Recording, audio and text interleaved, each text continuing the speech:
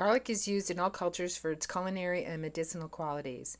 It's a great preventative herb, and it's so healthy for us that there's a special preparation on the market that eliminates the smell so that people can take this plant for its health benefits without the aroma. Garlic is good for the heart, and its antimicrobial properties are utilized by ingesting it raw as well as cooked. Garlic is a cultivated plant. Here is a large row planting in the early summer. We have clay soil and the garlic plants here thrive. Here it is growing in a garden. Make sure you remember where you have planted it in a garden so you don't dig it up in the spring. You use the cloves of a garlic plant which are attached to the garlic bulb. The cloves are planted in the fall just like you would plant seeds.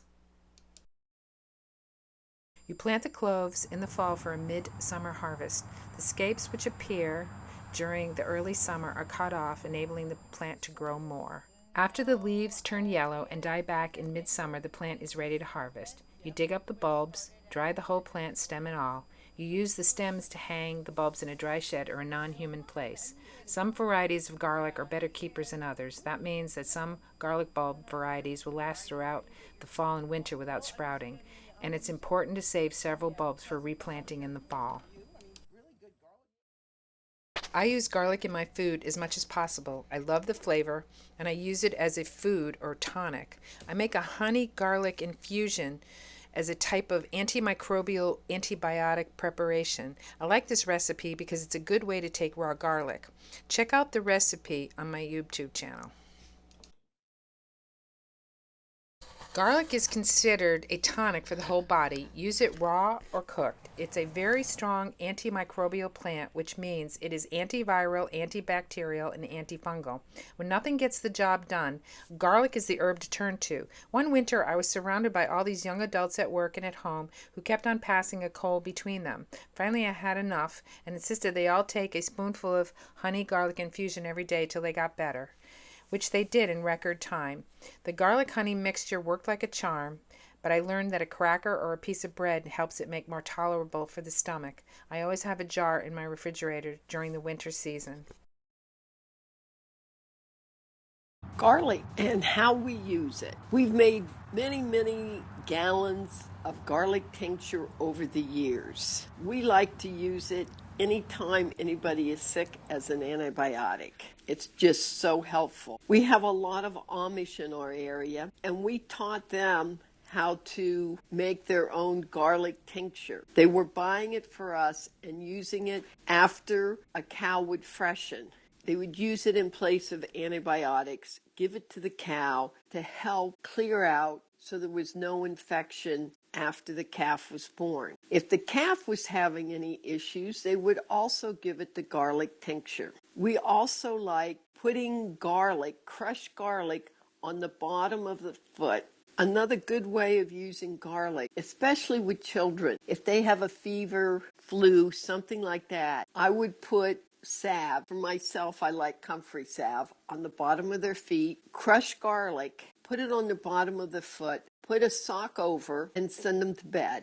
Almost always in the morning, they were well. No sign of a cold or flu or fever. The garlic would just pull it out. When my children were young, and my grandchildren, if they had an earache, I would take a clove of garlic, peel it, gently lay it in their ear, put a Band-Aid over it, one in each ear. They would go to bed, and when they would get up in the morning, the earache would be gone.